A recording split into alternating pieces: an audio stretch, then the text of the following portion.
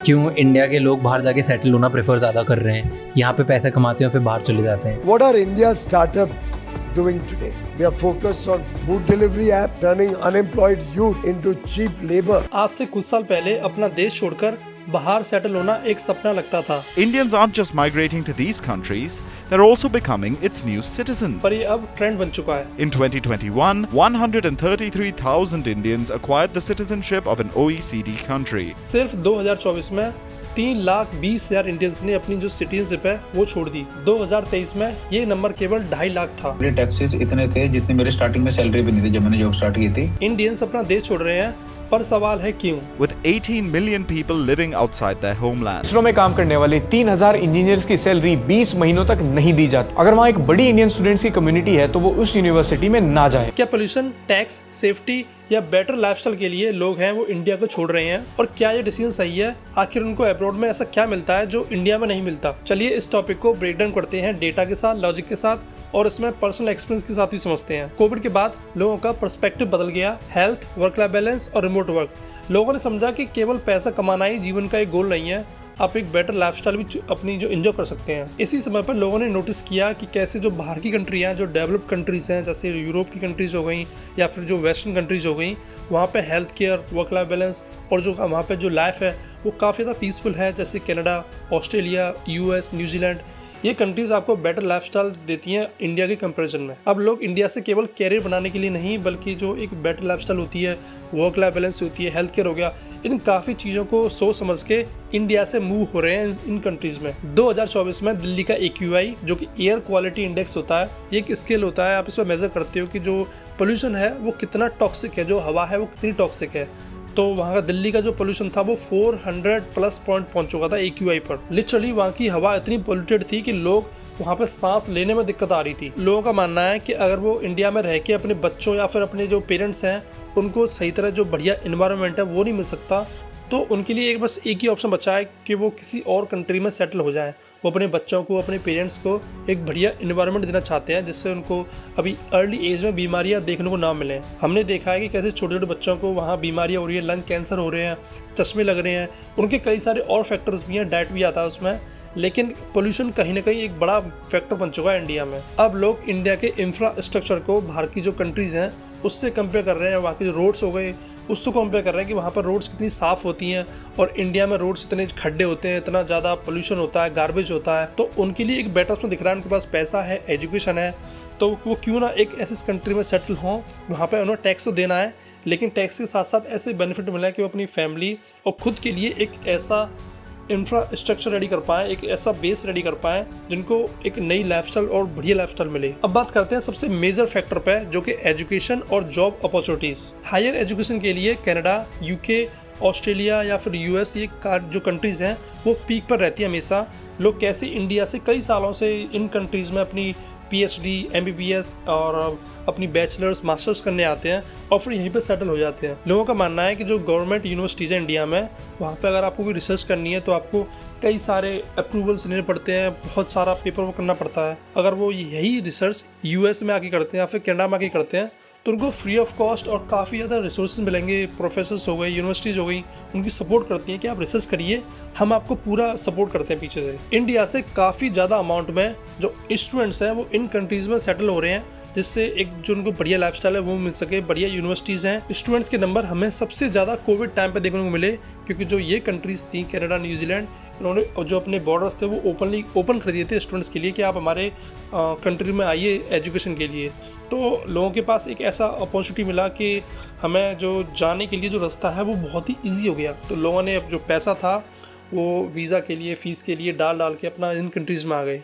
तो यहाँ पे जो इतना ज़्यादा नंबर बढ़ा है स्टूडेंट्स का कि उसकी वजह से यहाँ पे इमिग्रेशन प्रॉब्लम आ गई। अब कनाडा में, US में, न्यूजीलैंड, UK में देखिए कितना ज़्यादा इमिग्रेशन प्रॉब्लम है, क्योंकि उन्होंने उस टाइम पे इतने ज़्यादा लोग बुलाए अपनी कंट्री में, क्योंकि उनको चाहिए थी उनको GDP है वो नीचे ना हो, जो इकोनॉमी है वो डाउन ना जाए। तो लोगों ने अपना पैसा दिया, अपनी फ़ीस दी कॉलेजेस में, उससे क्या हुआ, जो उनकी इकोनॉमी और GDP है वो उसमें कहीं ना कहीं कॉन्ट्रीब्यूट हुआ। अब एजुकेशन का फैक्टर तो समझ में आता है कि लोग क्यों यहाँ पे सेटल होते हैं।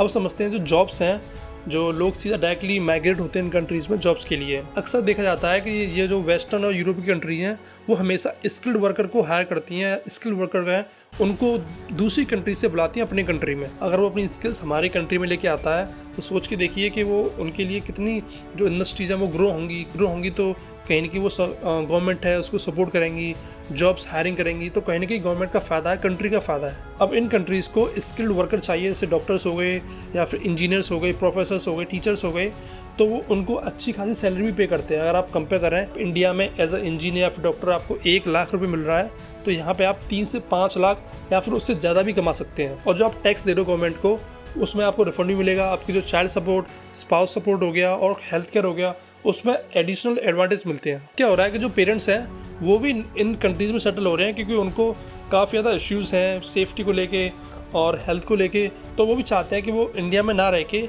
ऐसी जो अब्रॉड कंट्रीज जो डेवलप कंट्रीज़ हैं वहाँ रहें। पेरेंट्स अब्रॉड में सेटल होते हैं और वहाँ की जो सिटीजन है वो बन जाते हैं, तो उनको एडिशनल जो बेनिफिट्स मिलते हैं हेल्थ केयर में, जो सीनियर जो बेनिफिट्स होते हैं वो मिलते हैं, हाँ उनको मंथली पैसा भी मिलता है। तो काफ़ी ज़्यादा चीज़ें अच्छी हो जाती हैं लोगों के लिए।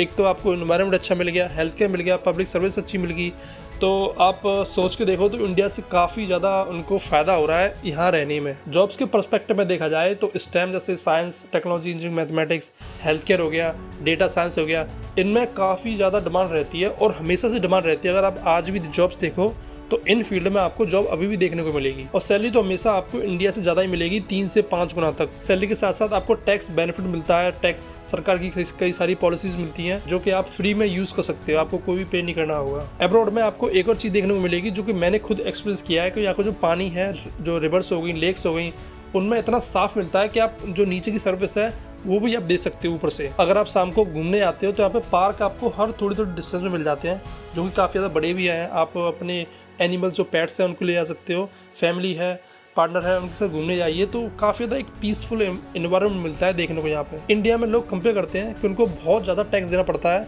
और उसके बाद जो बेनिफिट है उन्हें घंटा कुछ नहीं मिलते। अगर आप एंटरप्रेन्योर या फिर बिजनेसमैन हो तो ये चीज़ें आपके लिए और मुश्किल हो जाती है इंडिया में, क्योंकि आपको बस अपने पेपर रेडी करने के लिए 100 से भी ज़्यादा टाइम या फिर 100 से भी ज़्यादा डॉक्यूमेंट चाहिए। आपको गवर्नमेंट ऑफिस में आना पड़ेगा, आपको सर्टिफिकेट लेने पड़ेंगे, बहुत सारे झंझट होते हैं उसके लिए। इसके अपोजिट में कंट्रीज जैसे सिंगापुर, यूएई, कनाडा और यूएस, ऐसी कंट्रीज़ में बिजनेस खोलना काफ़ी ईजी है। आप सीधा ऑनलाइन जाके वेबसाइट पर अपनी जो कंपनी है उसको रजिस्टर कर सकते हो। 5 या 10 मिनट से ज़्यादा आपको नहीं लगेंगे, ना कोई पेपर वर्क चाहिए, ना किसी की सपोर्ट चाहिए, ना किसी की परमिशन चाहिए। आप सीधा ऑनलाइन जाके अपना बिजनेस रजिस्टर्ड करके जीएसटी नंबर ले सकते हो। अगर आप बाहर के देशों में बिजनेस करते हो तो गवर्नमेंट आपको अलग से एडिशनल टैक्स बेनिफिट देती है, जिससे आपका बिजनेस है वो और ग्रो हो। तो अगर आप बिजनेस और ग्रो होगा तो आप सरकार को और टैक्स दोगे, उसके साथ जो आप नए एम्प्लॉयज़ हैं उनको हायर करोगे, बिजनेस एक्सपेंड होगा। तो कहीं ना कहीं सरकार यहाँ पर बिजनेस को एक सपोर्ट करती है कि आप बिजनेस कीजिए, हम आपके साथ हैं। इसीलिए इंडिया का यूथ या फिर जो इंडिया के एंटरप्रेन्योर हैं वो इन्हीं कंट्रीज़ में मूव हो रहे हैं। उन्हें पता है कि इंडिया में बिजनेस स्टार्ट करने के लिए उन्हें बहुत ज़्यादा पेपर वर्क और बहुत ज़्यादा प्रोसेस से निकलना पड़ेगा। इवन वो इंडिया में रह के अपनी कंपनीज बाहर के देशों में खोलते हैं, जिससे उनके जो प्रॉफिट्स हैं या फिर जो उनकी कंपनी है वो और एक्सपेंड हो। अब एक और मेजर पॉइंट के बारे में बात करते हैं जो कि safety and the source of freedom है। वुमेन सेफ्टी, रिलीजियस टेंशंस और पॉलिटिकल स्टेबिलिटी इंडिया में काफ़ी ज़्यादा अनबैलेंस है और ये सारी चीज़ें लोगों के जो सोच है उसको काफ़ी ज़्यादा इम्पैक्ट करती हैं। आप इंडिया में देखिए हर वीक उनकी आपको न्यूज़ देखने को मिलती है कि कैसे किसी रिलीजन के बेस पर वहाँ झगड़ा हो रहा है, कैसे किसी वुमन के ऊपर कोई भी सेफ्टी कंसर्न्स है। तो ये चीज़ें इंडिया में ज़्यादा देखने को मिलती हैं। अगर आप यहाँ देखो तो आपको यहाँ पे जो सेफ्टी कंसर्न है वो तो बहुत ही कम है, जो फ्रीडम ऑफ स्पीच है वो भी ज़्यादा है कि यहाँ पे कोई भी आपको कोई रोकेगा। बाहर के देशों में जाके लोगों का कहना है कि जो उनको पर्सनल स्पेस है वो ज़्यादा मिलता है, जो उनकी फ्रीडम है वो उनको ज़्यादा मिलती है। उनको जो भी पहनना है, जो भी खाना है, जैसे भी घूमना है, जो भी करना है, उनको पूरी फ्रीडम मिलती है। तो इसीलिए कहीं ना कहीं जो लोग हैं वो अपनी थिंकिंग चेंज कर रहे हैं कि जो इंडियंस हैं उनका कुछ होने वाला है नहीं, तो क्यों ना हम ही खुद ऐसा स्टेप लें कि हमारी लाइफ है वो खुद अच्छी हो जाए। अब मोस्टली रीजन्स हमने समझ लिए कि जो लोग हैं वो इंडिया क्यों छोड़ रहे हैं और जो अब्रॉड में कंट्रीज़ हैं इन लोगों को क्यों अट्रैक्ट कर रहे हैं। लेकिन क्या अब्रॉड में जाना एक ईजी स्टेप है? क्या आपको कोई प्रॉब्लम फेस नहीं होती? एज अ पर्सनल एक्सपीरियंस बहुत ज़्यादा मुश्किल होती है, बहुत ज़्यादा प्रॉब्लम होती है। आप किसी भी कंट्री में जब मूव होते हो, आप सोच के देखिए अगर आप किसी भी सिटी में मूव हो रहे हो तो आपको कितनी ज़्यादा प्रॉब्लम होती है। तो आप एक कंट्री छोड़ के आ रहे हो, नए लोगों में, नए कल्चर में, नए हर चीज़ नहीं मिलेगी आपको। जब लोग कंट्री छोड़ने का सोचते हैं तो सबसे पहले उनको बहुत चाहिए पैसा, पैसे के बाद उन्हें चाहिए बहुत हिम्मत, क्योंकि एक कंट्री को छोड़ के जाना बहुत टफ होता है। कई लोग रिग्रेट करते हैं अपने डिसीजन को लेके, वो कहीं कि सोचते हैं कि उन्होंने जो डिसीजन है वो गलत लिया है, उन्हें इंडिया वापस जाना चाहिए। वो लोग वही हैं जो इंडिया से 12th पास करके अपने बिना स्किल्स, बिना किसी एजुकेशन के यहाँ पे आते हैं और यहाँ पे कोई भी ऐसा कोर्स ले लेते हैं, जैसे टूरिज़्म का हो गया या फिर बहुत सारे कोर्स हैं। तो यहाँ पे आने के बाद उन्हें बहुत प्रॉब्लम होती है, जॉब नहीं मिलती। तो ऐसे लोग इंडिया से यहाँ से छोड़ के इंडिया मूव हो जाते हैं और वो ब्लेम करते हैं कि कंट्रीज़ में ये दिक्कत है, वो दिक्कत है। अब्रॉड की लाइफ सोशल मीडिया पर जितनी अच्छी लगती है उतनी ही ज़्यादा डार्क होती है। अब क्वेश्चन आता है कि आपको इंडिया छोड़ना चाहिए या नहीं। इंडिया को छोड़ के बाहर की किसी भी कंट्री में सेटल होने में कोई प्रॉब्लम नहीं है, ये एक पर्सनल चॉइस है। इसमें काफ़ी ज़्यादा चीज़ें मैटर करती हैं, जैसे कि आपकी जो फैमिली का बैकग्राउंड है, या फिर आप पे कोई क्रिमिनल एक्टिविटी हो गई, या आपकी सेफ्टी हो गई। किसी को ये कहना कि आप इंडिया छोड़ के आ रहे हो तो आप एंटी नेशन हो गए, एंटी इंडियन हो गए, तो ये गलत है, क्योंकि ये एक पर्सनल चॉइस है। अगर मैं चाहता हूँ कि मैं किसी कंट्री में सेटल होना चाहता हूँ तो ये मेरे ऊपर डिपेंड करता है कि मैं चीज़ें किस एंगल से दिखता हूँ। अब्रॉड में सेटल होना एक स्मार्ट मूव हो सकता है। जैसे मैं अपना एग्जांपल दूँ तो शायद जैसे मैंने इंजीनियरिंग अपनी ख़त्म की थी, तो मेरे लिए वहाँ सेटल होना थोड़ा सा हार्ड था, क्योंकि वो कोविड टाइम था। लेकिन यहाँ पे आने के बाद मैंने अपनी मास्टर्स के बाद जैसे ही मेरी मास्टर्स ख़त्म हुई तो मुझे अपनी कंपनी से मुझे जॉब मिल गई, जो कि इंजीनियरिंग बैकग्राउंड से है, एरोस्पेस की। तो मेरे लिए काफ़ी ज़्यादा स्मार्ट मूव था कि मैं अपनी अर्ली एज में ही यहाँ सेटल हो गया। लेकिन अगर आप इमोशनल हो या फिर अपने जो कल्चर है उसको छोड़ना नहीं चाहते, तो शायद आपके लिए जो अब्रॉड मूव होना थोड़ा सा टफ हो सकता है। और आपको जो स्टडी के बाद कौन सी जॉब करनी है, जो कि मैंने प्रॉपरली अपनी रिसर्च की थी कि मुझे कौन सा कोर्स चाहिए, कौन सी जॉब चाहिए और मुझे कौन से ईयर या कौन से मंथ में वहाँ मूव होना है। आप क्या सोचते हो कि इंडिया को छोड़ के अब्रॉड में सेटल होना, क्या ये डिसीजन सही है, या फिर इंडिया में रहकर जो अपनी लाइफस्टाइल है वो इम्प्रूव हो सकती है? कमेंट में आप अपना ओपिनियन दें, जिससे मैं जान सकूँ कि जो इश्यू चल रहा है, जो ट्रेंड है, उस पर आपका सोचना क्या है। अगर आपने ये वीडियो पूरी देखी तो उसके लिए बहुत ज़्यादा थैंक यू, और आप वीडियो को शेयर करें, लाइक करें और चैनल को सब्सक्राइब करें। ऐसे मिलते हैं नेक्स्ट टाइम किसी और टॉपिक के साथ।